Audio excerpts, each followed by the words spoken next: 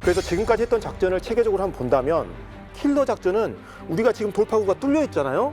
그럼 돌파구 안에 있는 봉상군을 한번 경멸해 보자라고 하면서 선멸을 위해서 여기까지 올라가는 거야. 그래, 여기까지 했으니까 그래, 그 다음은 우리가 한번 서울도 한번 탈환해 볼까? 그러기 위해선 전선 분단에서 좀 더 올라가 보자. 미퍼 작전에서 이렇게 올라가는 거고, 됐네. 그러면 여기서 조금 더 가볼까? 38선 10km 위까지 가보자. 러기드 작전, 울퉁불퉁한 거 한번 정리해 보자. 이런 느낌인 거고, 러기드 작전 성공하니까 조금 더 잘하면, 우리가 조금 더 불굴의 의지를 가지면 철의 삼각지대, 그러면 38선 확실하게 확보할 수 있네? 라고 하면서 돈틀리스 작전, 이렇게 단계적으로 밟아가는 거죠. 얘들이 공세를 여기서 안 멈춘다고? 야, 우리 계획대로 1선, 2선 늘어났지? 1선 빨리 이제 2선 뒤로 빠지고 2선에서 우리 최대한 막아라. 그러면서 동시에 얘기를 하는 게 혹시 유엔군에 틈이 있나 잘 봐라. 유인을 다시 해보자, 우리. 확 올라가. 확 올라오면서 틈이 보이면은 우리가 다시 한번 반격을 노려보자라고 지시를 합니다. 그런데 안 벌어져. 이게 안 먹히는 겁니다. 러기드를 했으니까. 네, 여전히 딱이 손에 손잡고 올라오니까. 통제선 잡고서 손에 손 네. 잡고 계속 올라가고 있으니까 봉또아이가 엄청나게 놀라는 겁니다. 이거 확실하게 이거 미군의 싸우는 방식이 바뀌었구나. 우리가 선을 뺏기기 전에 먼저 공격해야 돼. 그래서 적의 의도를 먼저 분쇄해야 된다. 그러면 쟤들이 상륙도 못할 것이다. 확실히 만만치 않은 지휘관이네요. 네, 그러면서 우리가 준비는 좀 덜 됐지만은 어떻게든 무리를 해갖고 4월 20일 전후로 우리가 새 춘계 공세, 이른바 5차 공세에 돌입하기로 결정을 합니다.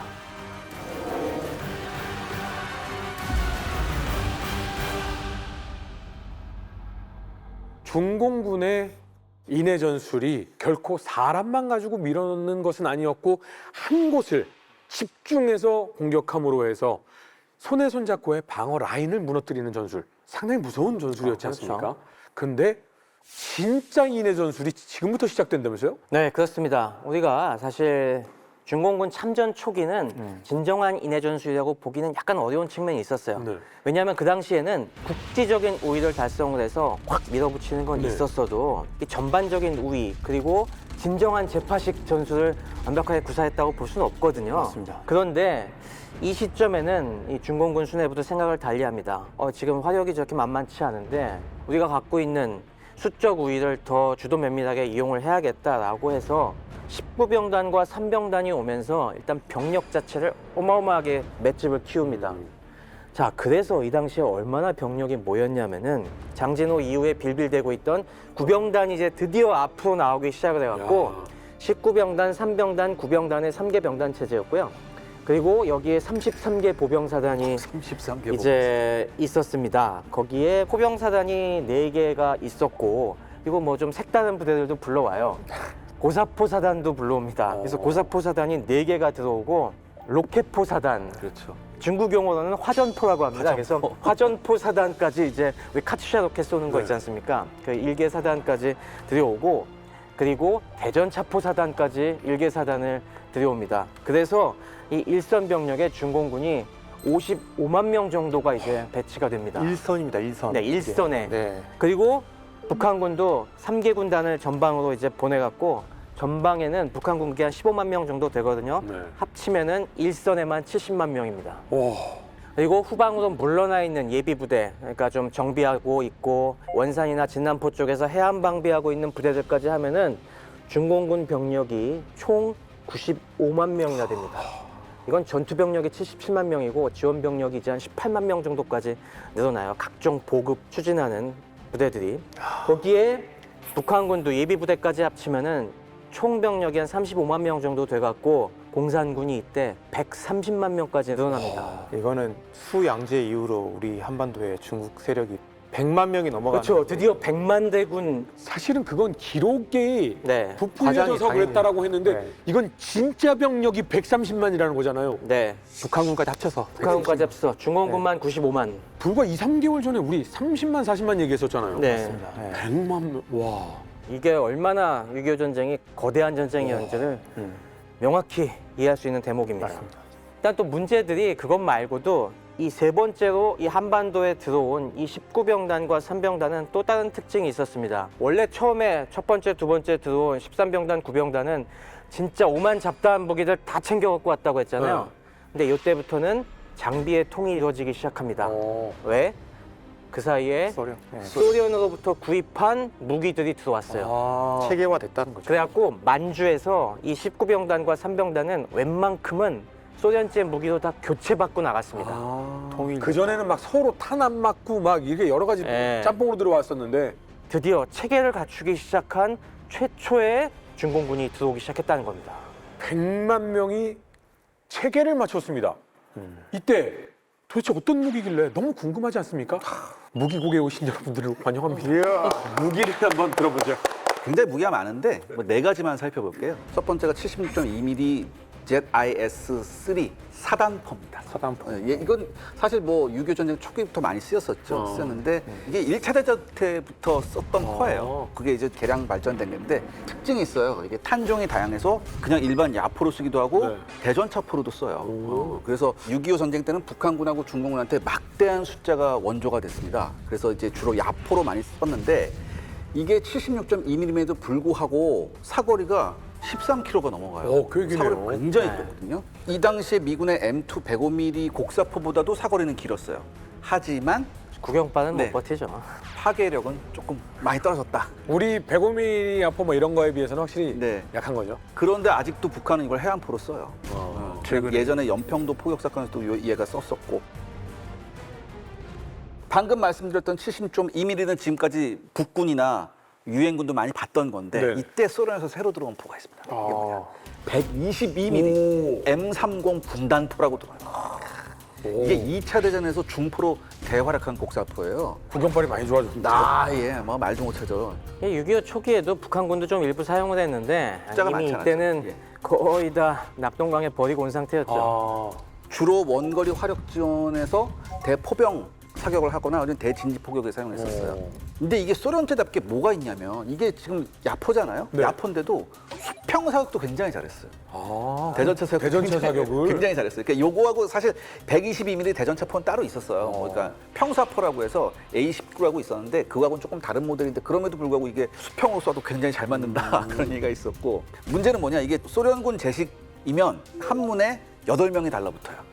8명이 달라붙어서 엄청 많이 예, 달라붙어요. 분당 최대 한 5에서 6발까지 와, 많이 쏘네요. 근데 중공군 같은 경우에 이 정원 8명을 채울 경우가 굉장히 적었습니다. 포병 인력이 예. 부족해서. 그래서 대여섯 명 붙는 경우가 많았어요. 그렇기 때문에 발사 속도를 원래 가지고 있던 스펙대로 유지하기는 굉장히 힘들었었죠. 대신 이게 위력은 훨씬 압도적이었기 때문에 이 공산군의 중포에 이 125mm 중포에 굉장히 많은 연합군이 당합니다.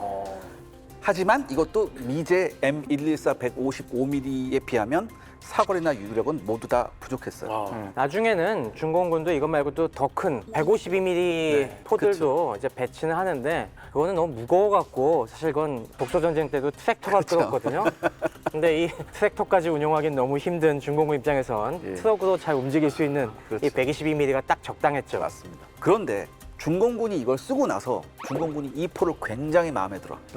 그래서 전쟁이 끝난 1954년에 54식 곡사포라고 해서 라이센스 생산해. 그 다음에 이제 중요한 게 나오는데 아까 우리 최 박사님께서 말씀하셨던 이제 방사포가 나와요. 네. 이른바 카츄샤. 카투사. 공산군은 이거 참 좋아요. 카츄샤가 뭐냐면 원래 여자의 이름이래요, 카츄샤가. 근데 보통 군인들이 자기가 애용하는 무기에다가 여자 이름 붙이는 게 그런 게 많대요. 그래서 이제 카츄샤인데 러시아는 워낙 땅덩이가 넓잖아요. 그러니까 예전부터 무슨 개념이 있었냐면 포병으로 광역제압을 해야 된다. 광역제압을 해야 되는데 이때 광역제압에 대한 여러 가지 아이디어가 넘치는데 어떤 포병 장교가 이런 아이디어를 낸 거예요. 1930년대에 원래 항공용으로 개발한 RS-132라는 로켓이 있거든요. 야 이거를 한 대를 묶어서 지상에서 발사해보자. 그러면 굉장히 효과가 좋을 거 아니야. 그래서 한번 해봤어요. 그래서 이게 0.5초에 한 발씩 나가는 거예요. 저기서. 네. 거의 동시에 나간다는 예, 얘기예요. 그렇죠. 그러니까 뭐냐면 포병처럼 지속적인 화력에서는 상대가 안 되지만 순간적으로 화력을 엄청나게 투사할 때는 이게 압도적이다. 그래서 요거를 1939년부터 제식 채용이 됩니다. 그래서 BN-13이라는 방사포가 나오는데 차량 한 대가 이 132mm 로켓 16발을 탑재해요. 근데 이걸 실전에 써봤어요. 실전에 써보니까 어떻게 되냐. 단 4문에, 단 4대의 카츄샤가 무려 40만 제곱미터라는 어마어마한 면적을 커버하게 돼요. 특히 이게 언제 주로 쓰냐. 기습할 때 쓰잖아요. 야간에 써요, 야간에. 밤에. 하늘이 전부 다 시뻘건 불꽃으로 막 뒤덮이는. 그렇죠. 그래서 2차 대전 때 이 카츄샤의 불벼락을 뒤집어 쓴 독일군이 치를 떱니다 아주. 그래서 카츄샤가 나갈 때 특유의 소리가 있어요. 네.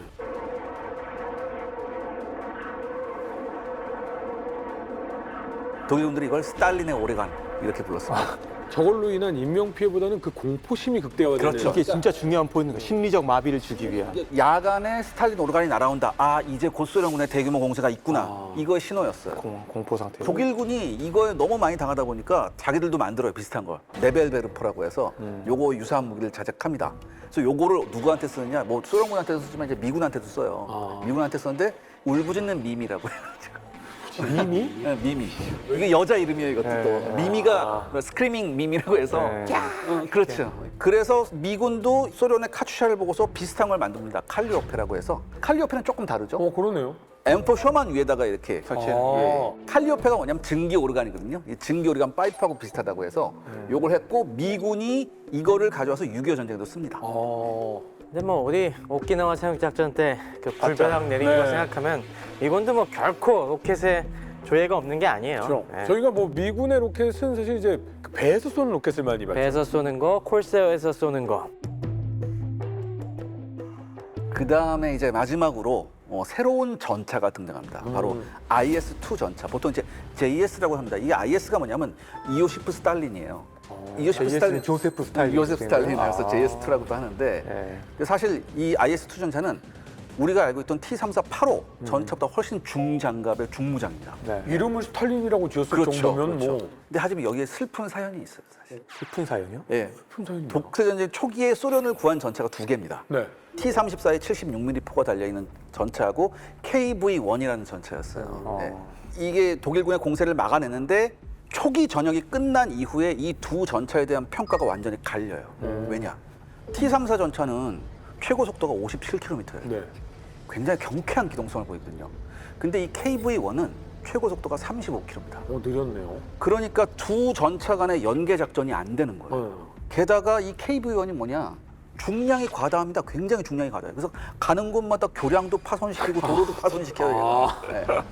스스로 자기네 교량을 파괴시키면서 그러니까 소련 군군에서 뭐냐? 야, KV-1 필요 없고 앞으로 모든 KV-1의 생산 라인을 T-34로 바꾸자.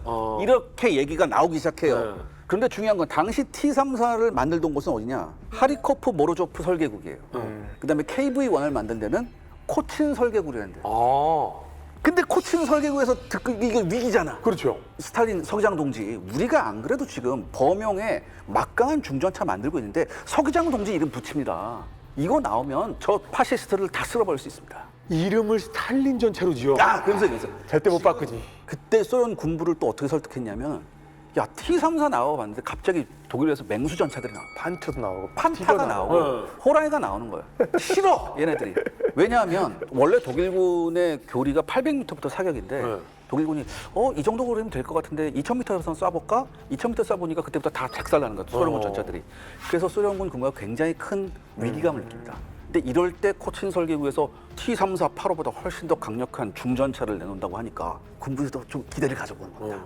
이게 바로 첫 번째 나온 게 IS-1 전차예요. 장갑은 중장갑이었을 때 포가 아직 85mm 포를 달았어요.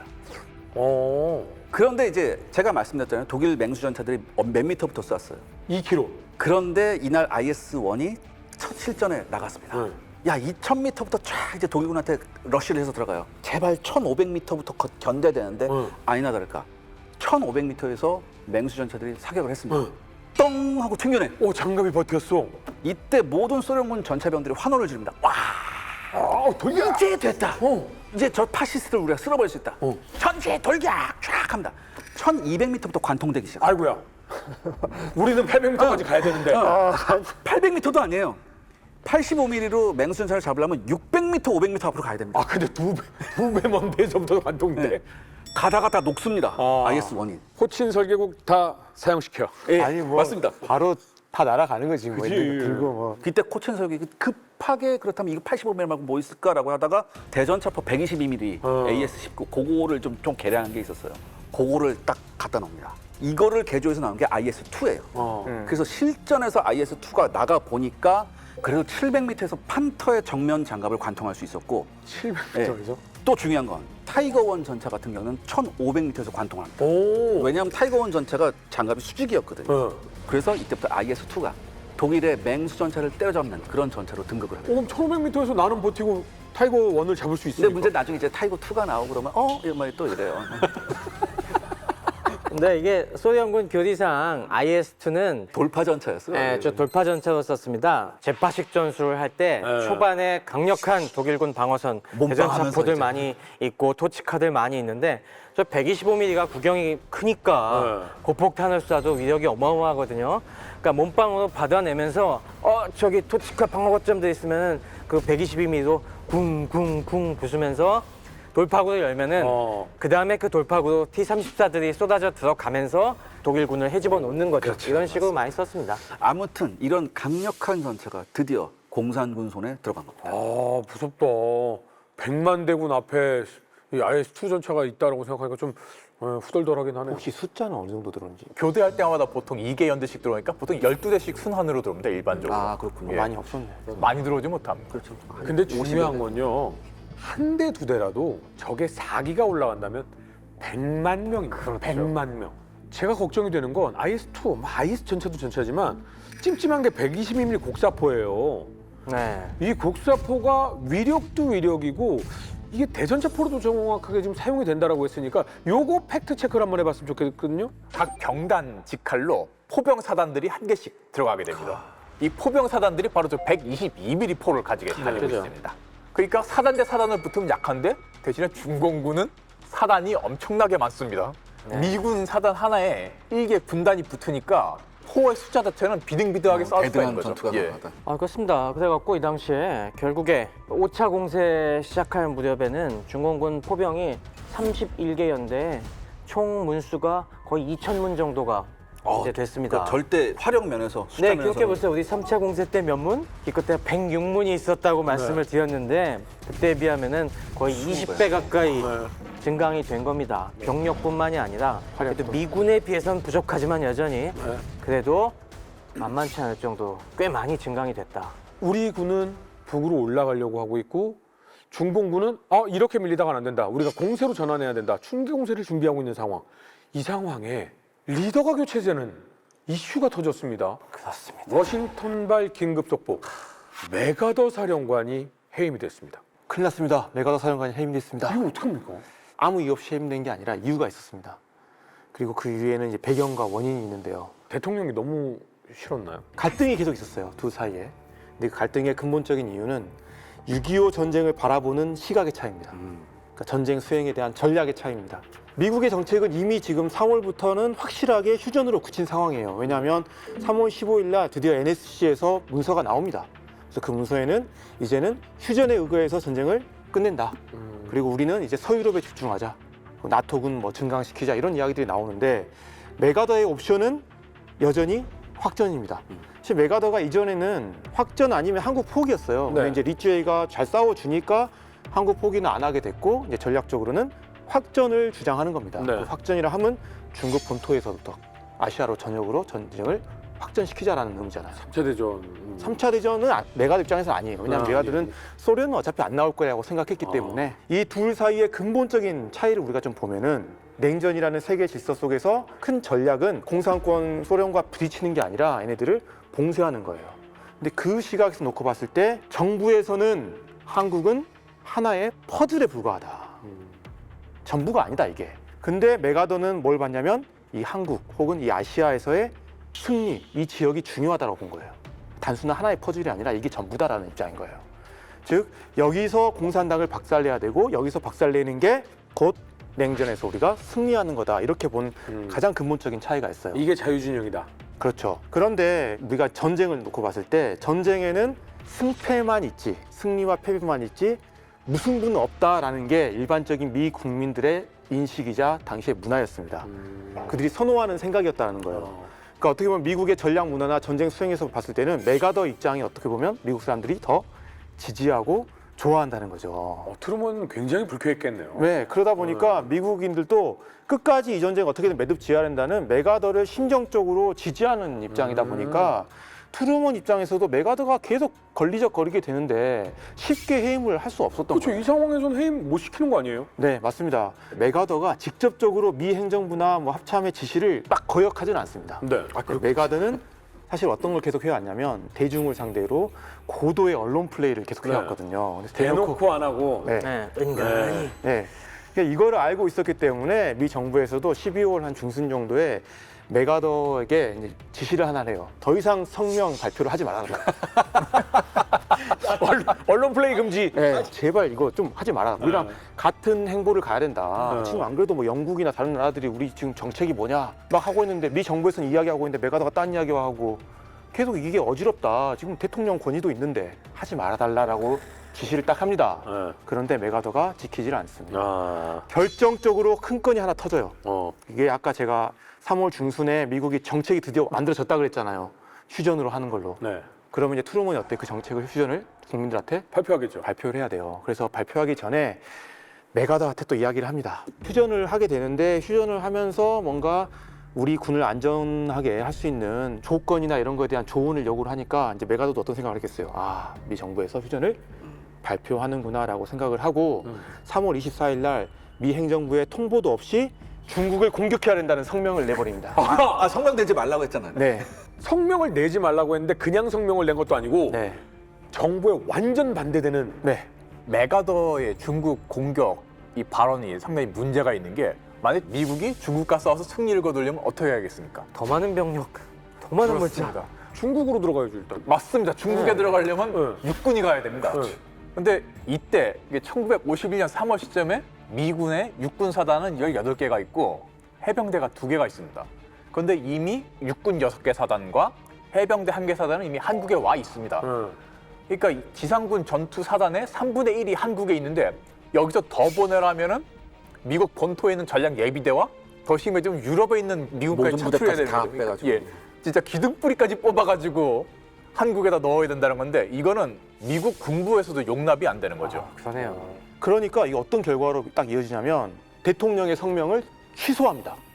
그러니까 이게 엄청난 파문인 거죠. 사실 일개 장군의 성명이 미 정부 대통령의 정말 공식적인 성명을 취소시켜버린 어마어마한 사건이 이거 발생하는 겁니다. 미국도 우리나라하고 같죠. 그러니까 군 통수권자가 대통령인 거죠. 국민 통제가 기본이고 그럼 미 헌법에 명시되어 있어요. 이게. 그러면 이거는 하극상이네요. 대통령도 이렇게 보는 거예요. 이게 단순한 어떤 우리 정책에 대한 불만의 수준을 넘어서 이거는 진짜 고의적인 거고 어떻게 보면 정말 계획된 도전이라고 생각을 하게 된 거고 조금 뒤에 이제 51년 4월 5일에 어떤 일이 생겼냐면 미 의회에서도 또 일이 하나 터져요. 미국 공화당의 하원 원내 총무였던 조셉 마틴이라는 사람이 트루먼 정부를 계속 비판을 하면서 의회에서 메가더 성명을 공개를 해버려요. 근데 그 성명의 핵심은 뭐냐면 중국 공격해야 된다. 그리고 승리를 대신할 것은 아무도 없다. 그러니까 트루먼의 정책을 비판하는 메가더의 성명을 의회에서 대놓고 딱 공개를 해버리니까 이제는 더 이상 이거는 어떻게 할 수가 없는 그런 상황에 직면을 합니다. 근데 여기서 해임이 되면 메가더가 지금 인기가 좋잖아요. 네. 그럼 메가더 장군 인기가 좋은 상황에 해임이 되고 미국으로 돌아간다면 지금 한국에서 미국이 이기고 있다더라. 근데 트루먼 정부가 해임시켰다더라. 그리고 돌아오면 공화당의 후보로 메가더 장군이 대통령 후보로 올라서게 되고 트루먼을 누르고 대통령 당선이 되고 이게 약간 시나리오가 그려지는데요? 그런 부분 때문에 트루먼 대통령 입장에서도 공화당과 그다음에 이제 국민의 일부가 지지하는 그런 메가더 장군을 해임했을 때 초래될 정치적 후폭풍이 정말 두려웠어요. 그래서 지금까지 못했던 거고요. 트루먼 대통령도 되게 고민을 하다가 정부의 요인들하고 함께 논의를 해보니 다 비슷한 생각입니다. 그렇다면 어떻게 해임시키는 게 좋을까라는 걸 이제 필요한 거잖아요. 더 이상 놔둘 수는 없으니까요. 그래서 정치적 이유 때문에 메가더를 자른다라는 인식을 주면 안 됐던 거예요. 그래서 결국 군 수뇌부들한테 의견을 물어보고 군 수뇌부의 결정을 따르는 절차를 밟습니다. 즉 군사적인 이유 때문에 메가더 장군을 해임하자 이렇게 가는 거죠. 아, 그러니까 이런 발표나 대통령 명령을 거부한 이런 느낌이 아니라 너희들이 결정한 거야? 아, 근데 메가더 훌륭한 장군이잖아. 근데 진짜 그걸 원해? 이렇게. 네. 그것도 되게 네. 의혹점이 많았습니다. 처음에 회의할 때는 브래들리는 반대했고요. 마셜도 그거 더 골치 아플 텐데 하면서 좀 주저주저 했다고 그래요. 네. 근데 계속 트루먼이 이대로 놔뒀다가는 더 큰 문제 난다고 계속 그러니까 뭐 브래들리나 마셜도 가까이 뜻이 그러시다면 뭐 저희가 맞춰서 하도록 하겠습니다. 이 분위기도 같다고 합니다. 특히 합참의장 브래들리 같은 경우는 이제 트루먼 우정을 확실하게 알고 나서부터는 좀 오히려 더 적극적으로 움직이게 되는데 합참에서 이제 토의를 해보니까 다양한 이유로 메가더가 문제라고 생각을 했었습니다. 메가더 장군이. 근데 가장 큰 이유는 뭐냐면 역시 미국 헌법에서 규정하고 있는 헌정 질서. 문민 통제 질서를 깬다는 겁니다. 그러니까 사실 메가더 딱 해임 보면은 남북 전쟁에서 누구의 해임이 생각나세요? 맥클레렌. 기억나시죠? 링컨. 맥클라렌을 해고하기 위해서 링컨이 참고 또 참고 예. 캔디와 같았죠. 비슷한 맥락이잖아요. 그래서 4월 8일 날 브래들리 합참의장이 메가더 장군의 해임을 건의를 했고요. 이걸 받아들이는 식으로 일이 진행이 됩니다. 사실 이 해임을 결정한 순간 트루먼 대통령도 본인의 재선은 포기했어요. 네, 정치적 생명을 건 결단이었습니다. 어떻게 보면은. 그러면서 이제 메가더를 존중해 주자는 차원에서 이 메가더 장군의 해임 통보를 육군 장관을 직접 도쿄로 보내서 정중하게 하려고 했으나 안에서부터 이게 누설이 되는 바람에 언론에 이미 새나가 버립니다. 이걸 누가 또 누설을 해? 그러면 언론 보도로 메가더 장군은 신문에서 또 본 거야 이거를? 그렇죠. 맞아요. 그래서 신문에서 해고당했다는 통보를 들은 사람의 입장도 생각을 해줘야 되는 거예요. 맞습니다. 그래서 이제 결국 메가더 장군이 해임됐고 미국으로 돌아왔고 지금 뭐 하와이부터 시작해서 뭐 샌프란시스코 하면서 엄청난 환영 인파와 함께 뭐 퍼레이드를 하면서 오면서 사실 미국이 근데 메가더 장군은 저녁 투어도 다니고 하잖아요. 그렇죠. 그러면서 특히 이제 메가더 장군을 정치적으로 이용하려고 했던 영웅의 공화당, 교환이 됐고. 세력들이 더 오히려 그런 판을 좀 깔아준 부분도 있었고 어쨌든 영웅이 귀환했습니다.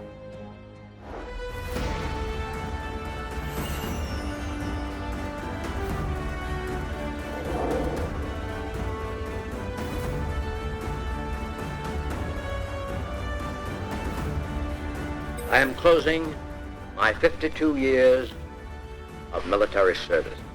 An old soldier never die.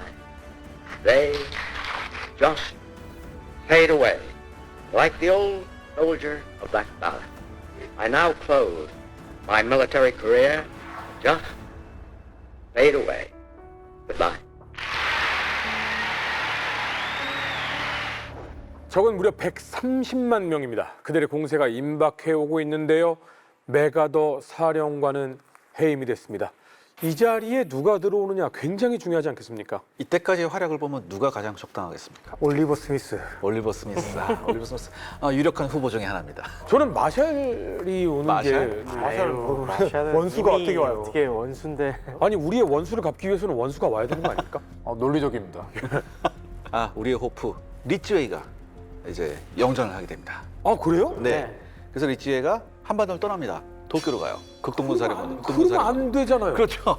근데 그 후임에 누구냐? 미 8군 사령관 후임에 활약하면 떠오르는 사나이. 운명의 사나이. 바로 벤 플리트 장군이 전격. 장군. 여기서 좀 우리가 논의해 볼 게 뭐냐면은 이 벤 플리트 장군이 8군 사령관 부임한 다음에 일성이 뭐였냐? 무조건 서울 사수다. 약간 리치웨이하고는 방향이 다르네요. 만약에 서울을 우리가 포기하고 또 이렇게 왔다 갔다 하게 보면 네. 저 유엔군하고 미군은 뭐 하는 거냐 이런 얘기가 한국 사람들한테서 나올 수밖에 없다. 한국군한테도 나오고 대한민국 국민들한테도 이런 얘기가 나온다. 그러면 우리가 굉장히 명분이 약해진다. 약간은 정치적인 성향이 있었던 그렇죠. 건가요? 네. 그것도 이걸 또 조금 반대로 한번 생각해 봐야 돼요. 서울을 내줬다가 뺏었다가 또 내줬다고 만약에 하게 되면 공산군 입장에선 서울을 항상 위협할 수 있다. 그리고 서울을 언제든지 빼줄 수 있어. 반대로 공산군의 사이가 올라간다. 그러니까 이런 거 모든 걸 고려했을 때 반드시 서울은 사수하자. 이런 말을 취임 일성으로 합니다. 6.25 전쟁에서는 빼놓을 수 없는 영웅 중에 한 명이죠. 벤 플리트, 미 8군 사령관의 한국행 결정이 됐습니다. 심중령님께서 이분과 인연이 있다고요? 벤플리트랑 제가 인연은 아니고 제가 속해 있는 육사가 벤플리트랑 엄청난 인연이 있고요. 그렇죠. 육사에는 벤플리트 동상이 있습니다. 중요한 거죠. 그 이유는 벤플리트가 4년제 육사를 이제 다시 만드는데 가장 큰 기여를 했던 인물이기도 하고. 우리나라 역사를요? 맞습니다. 예. 사진 오른쪽에 있는 인물이 벤플리트 장군의 외손자입니다. 그래서 이름이 이제 조셉 맥크리스천 주니어인데 저분이 종종 한국에 방문을 하세요. 지금도 약간 한미동맹 거의 상징처럼 여겨지고 있는 그런 인물이신데 왔을 때 학교에 또 육사에도 오셔가지고 그때 이제 제가 뭐 이것저것 같이 담화도 나누고 그래서 기념 사진을 찍은 장면입니다. 벤 플리트 장군은 어떤 분인가요? 그러니까 아마도 지금 방송 보시는 분들 중에 이름은 굉장히 익숙해. 근데 잘은 모르겠어라고 하시는 분들도 꽤 많을 거예요, 아마. 그러니까 6.25 때 미국 장군 하면은 가장 뭐 메가더, 워커, 그렇죠. 리치에이, 벤플리트 네. 중에서 오히려 워커보다도 벤플리트를 기억 못 하시는 분들이 많은 것 같아요. 네. 근데 사실 그 어떤 영향력, 특히 전쟁에 대한 영향력뿐만 아니라 우리 한국에 대한 영향력을 놓고 봤을 때 벤플리트가 제가 봤을 때는 가장 중요한 인물인 것 같습니다. 그래서 간단하게 벤플리트에 대해서 제가 조금 이야기를 좀 드리도록 하겠습니다. 벤플리트의 경력은 되게 특이합니다. 사실 군인이란 물을 많이 생각하시죠. 네. 근데 군인은 기본적으로 문물을 다 갖춰야 됩니다. 저는 그게 필요하다고 생각해요. 문에 좀 치중돼 있는. 그래서 물을 평상시에 많이 알고 다니는. 예, 예. 그래서 철인 3종에 항상 출전하시고. 근데 특이하게도 벤플리트 장군은 문무로 봤을 때 네. 문을 등한시하고 무에 집중했던 인물입니다. 등한시할 정도로 물을 중요시하셨어요? 문을 좀 싫어했던 분이에요. 싫어하셨던 분. 예, 공부에는 내가 적성이 안 맞아 약간 이런 느낌이었는데 아마 전쟁이 없었다면 8군 사령관 자리까지 못 왔을 거예요. 1915년에 미 육사를 졸업했는데 당시 이제 리치에이 유엔군 사령관이나 아니면 콜린스 육군 참모총장보다 2년 선배입니다. 하지만 이 1915년 졸업 동기가 브래들리 아이젠하워. 이 육사에서 네. 가장 화려한 기수죠. 그렇죠. 이른바 별들의 기수라고 불리우는. 그래서 약간 더 좌절했을지도 모르겠어요. 워낙 뛰어난 인물들이 물들이 많았기 많아서. 때문에.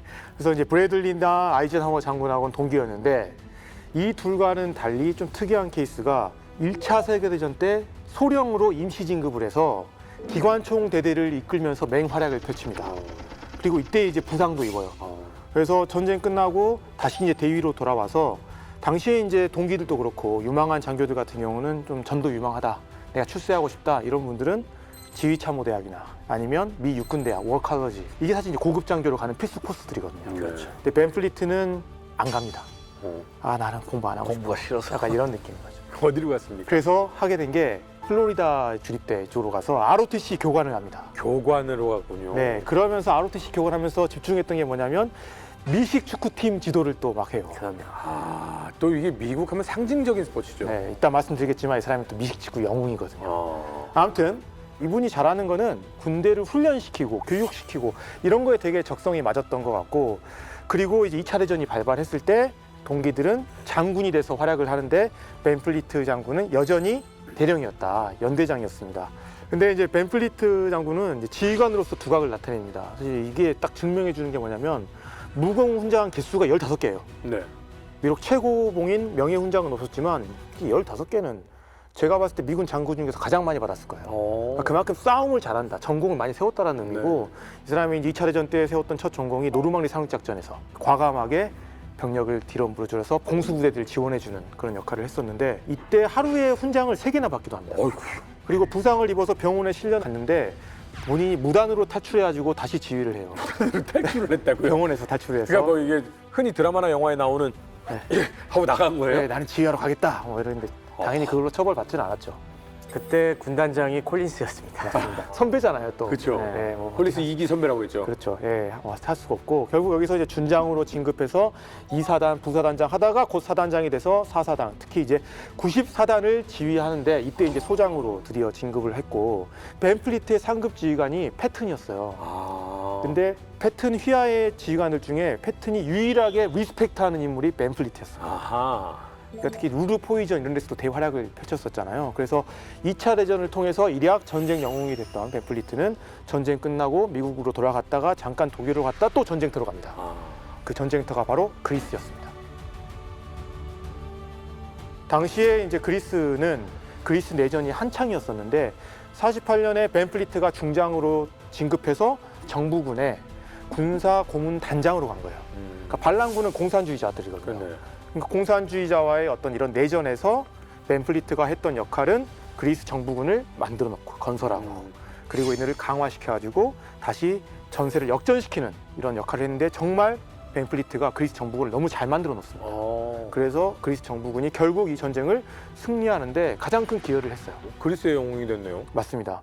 그래서 이제 벤플리트는 이런 역사를 가지고 지금까지 왔는데 이 벤플리트의 별명은 빅 짐입니다. 오. 이름이 이게 보통 미국에서 굉장히 영웅시하는 사람들한테 붙여주는 별명 아닌가요? 영웅도 있지만 이 사람은 진짜 커요. 네.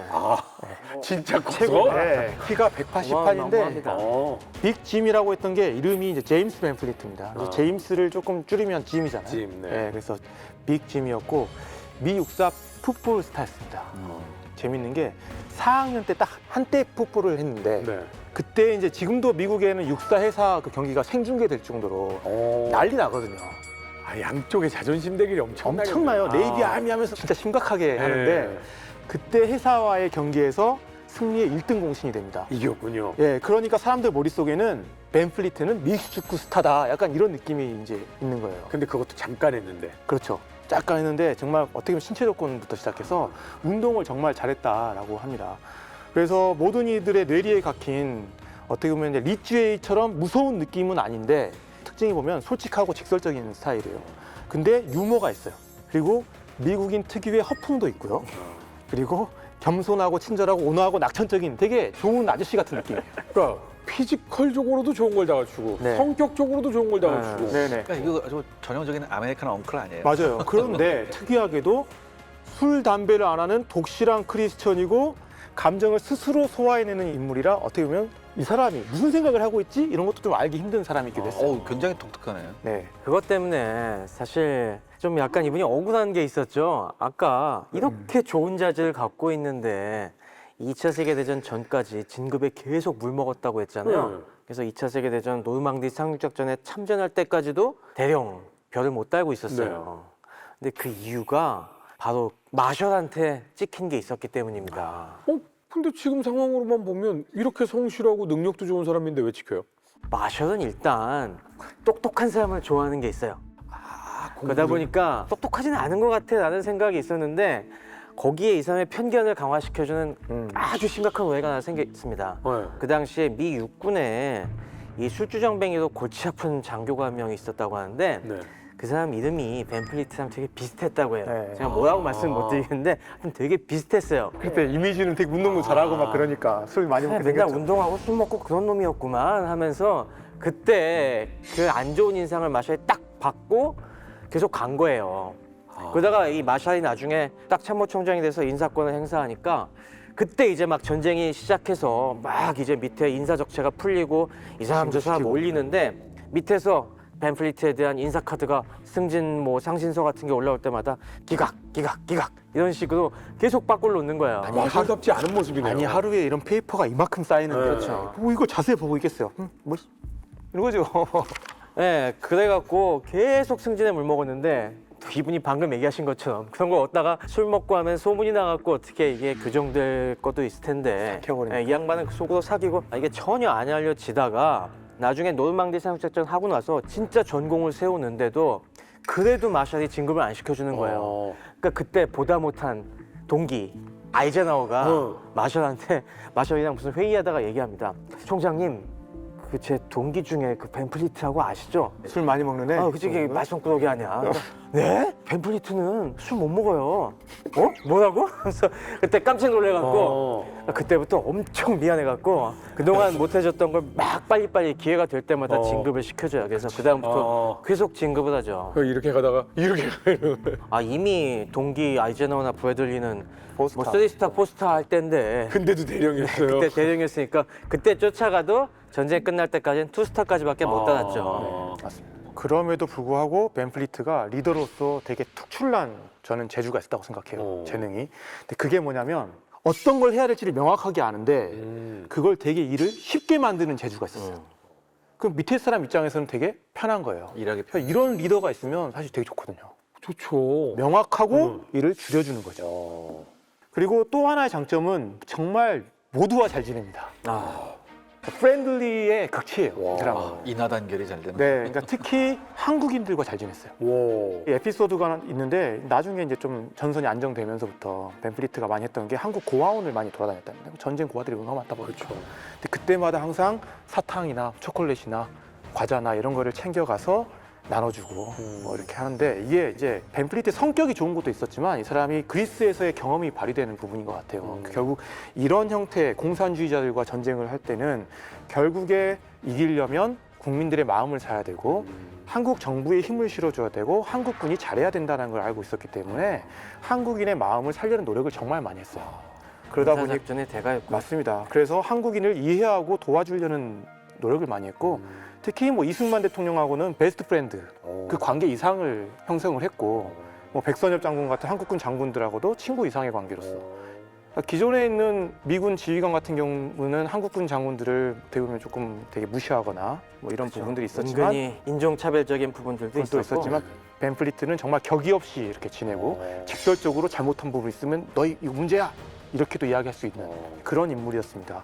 그래서 이 벤플리트가 결국 나중에 무너졌던 우리 한국군을 다시 재건하는 가장 1등 공신이 되기 때문에 사실 이제 별명이 나중에 한국군의 아버지라는 별명까지 만들어집니다. 그 내용은 나중에 우리가 또 나오겠지만 그래서 아까 제가 이야기했던 4년제 육사도 벤플리트 주도하에 다시 만들어졌던 거고요. 그러면 그리고 53년 2월까지 8군 사령관으로 있다가 미국에 돌아가서 한 2달 있다가 바로 전역을 하게 되는데 미국에 가서 했던 일이 뭐냐면 한미재단이라는 걸 만들어요. 그렇죠. 그리고 또 나중에 이제 코리아 소사이어티라는 게 만들어지는데 여기서도 이제 가장 창설에 기여했던 인물이어서 미국이 한국을 원조하고 지원하는데 가장 큰 역할을 했어요. 한마디로 미국 내에서 가장 대표적인 그것도 영향력 있는 친한파입니다. 주변에서 벤플리 장군 정도면 뭐 플로리다 주지사나 뭐 이런 정치인 하도 되지 않느냐고 했을 때 나는 이런 거 관심 없고 농장 일을 하면서 나에게 유일한 관심사항은 나의 고향 한국이 잘 되길 바랄 뿐이다. 약간 이런 느낌이었던 것 같아요. 그래서 62년 5월 달에 이제 박정희 대통령의 초청으로 한국을 방문해서 한 달 있다가 미국 돌아가서 이분이 했던 연설이 있는데 제목이 한국의 기적입니다. 나는 한국을 정말 여러 번 가는데 매번 갈 때마다 느낀 거는 한국인들이 정말 근면성실하고 그다음에 뛰어나다. 나는 그런 한국인들한테 정말 감명받고 있다. 나는 분명히 기적을 꿈꾼다.